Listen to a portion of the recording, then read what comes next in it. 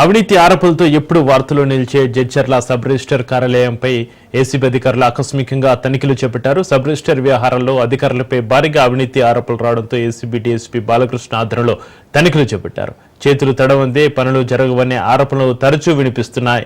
ఈ కార్యాలయంలో మధ్యాహ్న భోజన విరామం అనంతరం రికార్డులు, రిజిస్ట్రేషన్ పద్ధతులపై అధికారులు పలు కోణాల్లో పరిశీలన చేపట్టారు. కార్యాలయ కార్యకలాపాలను ఏసీబీ అధికారులు బహిరంగంగా పరిశీలించారు.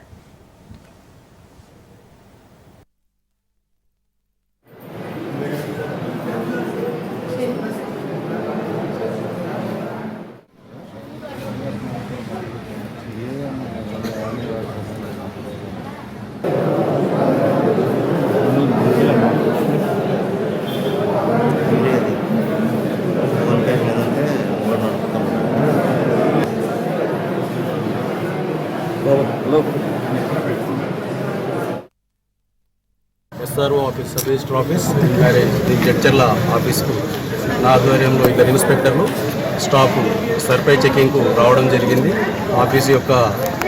ఆఫీస్లో పనిచేస్తున్న ఉద్యోగుల యొక్క వాళ్ళ అటెండెన్స్ రిజిస్టరు, వాళ్ళ క్యాష్ రిజిస్టరు, మిగతా డాక్యుమెంట్స్ ఎన్ని వచ్చినాయి, ఎన్ని చేసినారు.